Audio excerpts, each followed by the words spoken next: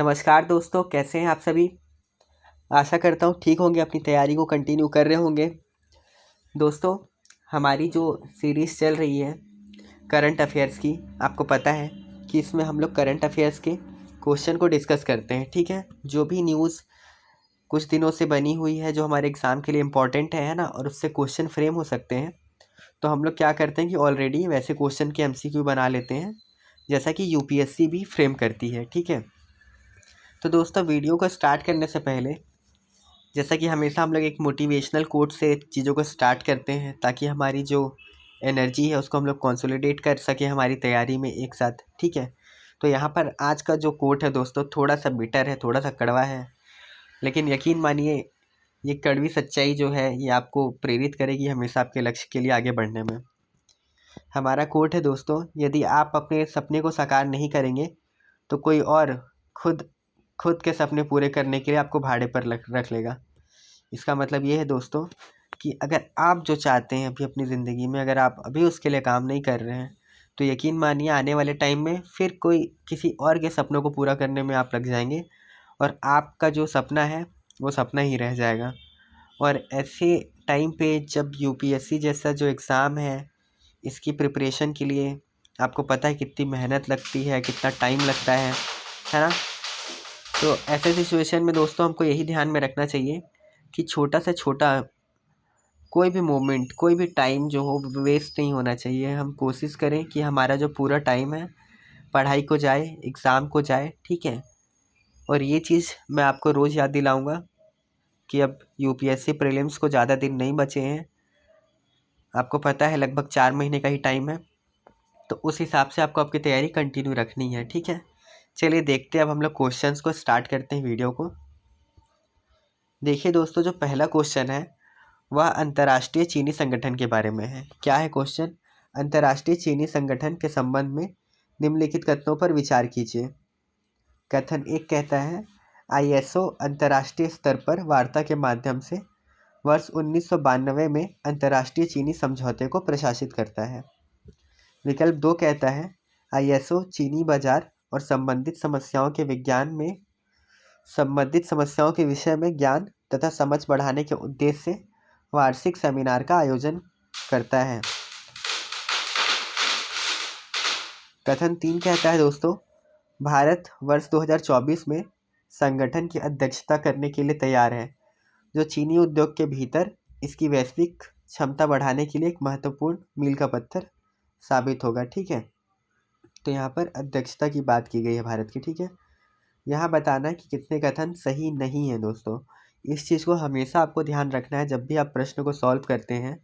Answer निकालने के बाद भी आपको किस विकल्प को चुनना है ये बहुत ज़रूरी है, क्योंकि यहाँ पर सही नहीं पूछा है, इसका मतलब है कि आपको गलत ऑप्शंस को चुनना है, ना कि सही ऑप्शंस को। ठीक है, यहाँ पर दोस्तों हमेशा की तरह आप वीडियो को पॉज करिएगा और खुद के स्तर पर पहले प्रश्नों को पढ़ के उसको सॉल्व करिए। अगर प्रश्न सॉल्व होता है तो अच्छी बात है, अगर नहीं होता है तो भी आपको ये पता चलेगा कि किस स्तर पर आपको समस्या हो रही है। ठीक है, चलिए अब हम लोग इसके आंसर को देखते हैं। देखिए दोस्तों, जो ISO है, अंतर्राष्ट्रीय चीनी संगठन है, ये लंदन में स्थित है और इसके 87 सदस्य जो हैं देश हैं। ठीक है, ये 2022 के आंकड़े के आधार पे है। विश्व चीनी उत्पादन का 87%। ठीक है, 64% चीनी खपत भी है, 32% आयात है, और निर्यात वर्ल्ड को 92% है।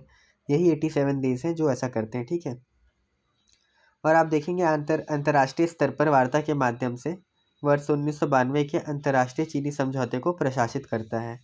यानी कि जो कथन एक में बात की गई थी वो बिल्कुल सही थी। आगे देखते हैं दोस्तों, इसका उद्देश्य क्या है। चीनी से संबंधित मामलों में अंतर्राष्ट्रीय सहयोग को बढ़ावा देना है, वैश्विक चीनी अर्थव्यवस्था में सुधार के लिए अंतर सरकारी चर्चा को सुविधाजनक बनाना है। जो कि ये बिल्कुल जेनरिक स्टेटमेंट्स जैसी चीज़ें हैं जो इससे उम्मीद की जा सकती है कि हाँ ऐसे ऐसे इसके उद्देश्य होने चाहिए।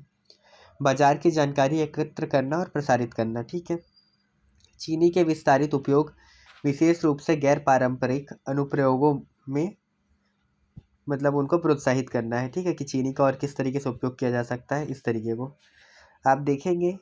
तो इसका वार्षिक सेमिनार का आयोजन होता है और ये कौन करता है, आईएसओ ही करता है, ठीक है। तो कथन 2 भी बिल्कुल सही है। और जो सबसे महत्वपूर्ण स्टेटमेंट है जिसके वजह से न्यूज़ में है, उसको देखिए दोस्तों। भारतवर्ष 2024 में संगठन की अध्यक्षता करने के लिए तैयार है, ठीक है दोस्तों। यानी कि भारत अब इसकी अध्यक्षता करेगा वर्ष 2024 में, जो चीनी उद्योग के भीतर इसकी वैश्विक क्षमता बढ़ाने में एक महत्वपूर्ण मील का पत्थर साबित होगा। अतः कथन 3 भी है वह सही है। तो यहाँ पर देखेंगे दोस्तों, अब ऑप्शन 1 भी सही हो गया, 2 भी सही हो गया और 3 भी सही हो गया। पर आपको आंसर सी नहीं लेना है, ठीक है, क्योंकि यहाँ पे पूछा कितने सही नहीं है, तो इसमें एक भी ऐसा नहीं था जो सही मतलब जो गलत हो। इसीलिए हमारा विकल्प क्या होगा, डी होगा हमारा आंसर, ठीक है। चलिए देखते हैं अगले प्रश्न को। अगला प्रश्न क्या बोलता है। अगला प्रश्न दोस्तों इन्फ्लुएंजा वायरस से संबंधित है, ठीक है। कथन 1 कहता है इन्फ्लुएंजा ए और बी 2 प्रकार के हैं जो लगभग प्रत्येक वर्ष महामारी संबंधी मौसमी संक्रमण का कारण बनते हैं। विकल्प 2 कहता है कि इन्फ्लुएंजा सी मुख्य रूप से कुत्तों और सूअर में होता है और मनुष्यों में कभी नहीं होता, ठीक है, कभी नहीं होता। इन्फ्लुएंजा डी मुख्य रूप से मवेशियों में पाया जाता है। अभी तक यह ज्ञात नहीं है कि मनुष्य को संक्रमित करता है या बीमारी का कारण बनता है। उपयुक्त में से कितने विकल्प सही है बताना है। तो आप देखेंगे दोस्तों, आपने इन्फ्लुएंजा वायरस के बारे में तो सुना होगा, पर अब इसके जो 4 प्रकार है ए बी सी डी, अगर आपको इसके बारे में पता है तो प्रश्न को सॉल्व करने का कोशिश करिए। अगर नहीं पता है तो चलिए इसके आंसर को देखते हैं और समझते हैं कि ये क्या है, ठीक है, डिटेल से। ठीक है, यहाँ पर आप देखेंगे तो इन्फ्लुएंजा वायरस जो है वो 4 प्रकार का होता है, ए बी सी और डी, ठीक है। ये तो बात आपको याद रखनी है। इसके बाद आप देखें तो इन्फ्लुएंजा ए और बी 2 प्रकार के इन्फ्लुएंजा हैं, ठीक है, जो लगभग प्रत्येक वर्ष महामारी संबंधी मौसमी संक्रमण का कारण बनते हैं। इसीलिए जो हमारा स्टेटमेंट 1 था वो राइट हो जाता है। फिर इन्फ्लुएंजा सी मुख्य रूप से मनुष्यों में होता है, लेकिन यह कुत्तों और सूअरों में भी होने के बारे में जाना जाता है, इसीलिए कथन 2 जो था वो गलत हो जाता। यानी कि आपको याद रखना है कि जो इन्फ्लुएंजा सी है वो मुख्य रूप से किस में पाया जाता है दोस्तों, ह्यूमंस में पाया जाता है, इसीलिए बहुत ज़्यादा इंपॉर्टेंट हो जाता है। और जो इन्फ्लुएंजा डी है ये मुख्य रूप से मवेशियों में पाया जाता है, ठीक है। अभी तक यह ज्ञात नहीं है कि मनुष्यों को संक्रमित करता है या बीमारी का कारण बनता है, इसीलिए कथन 3 जो है वो सही हो जाएगा हमारा, ठीक है। तो अभी हम लोग इसको देखें अगर, तो पहला स्टेटमेंट तो बिल्कुल सही है, दूसरा गलत है क्योंकि ये मुख्य रूप से ह्यूमंस को इफ़ेक्ट करता है, ठीक है। और विकल्प 3 को अगर आप देखें तो जो बात की गई है इसमें कि इन्फ्लुएंजा डी जो है ये मवेशियों में पाया जाता है, तो ये तो बिल्कुल सही है, ठीक है। उस हिसाब से हमारे कौन कौन से ऑप्शन सही हैं, विकल्प 1 और 3 जो कि बी है। और छोटा सा एक इन्फॉर्मेशन है दोस्तों, उसको भी देख लेते हैं। देखिए avian influenza type A virus के बारे में यहाँ पे थोड़ा सा डिटेल है। टाइप ए वायरस जो है, टाइप ए वायरस को उनकी सतहों पर 2 प्रोटीनों के आधार पर वर्गीकृत किया जा सकता है, ठीक है। ये प्रोटीन्स का नाम भी याद रखना है, इम्पॉर्टेंट है, डायरेक्ट पूछा जाता है क्वेश्चन में। ये हो गया दोस्तों एक HA और एक NA, ठीक है, ये दोनों से आपको याद रखना है। इसमें क्या है, इसके फिर उप प्रकारों की बात की गई, ये याद नहीं भी रखेंगे तो कोई बात नहीं, पर हाँ यहाँ पे देखेंगे तो ये दोनों प्रोटीनों के कई संयोजन संभव हैं, जैसे H5N1 हो गया, है ना, H7N2, H9N6, है ना। तो इस तरीके के आपने सुने होंगे वायरस के नाम, तो वो कहाँ से, ये दोनों प्रोटीन जो है, इन्हीं दोनों प्रोटीन के नाम के आधार पे इनका नाम रखा जाता है, ठीक है। केवल चमगादड़ों में पाए गए उपक्रम H17N10 और H18N11 को छोड़कर इन्फ्लुएंजा ए वायरस के सभी ज्ञात उप प्रकार जो है पक्षियों को संक्रमित कर सकते हैं, ठीक है। यानी बर्ड्स को ये ज़्यादा इफेक्ट कर सकते हैं। सिर्फ ये 2 वायरस ऐसा है जो चमगादड़ को प्रभावित करेगा। थोड़ा सा यूनिक बात है ये, है ना।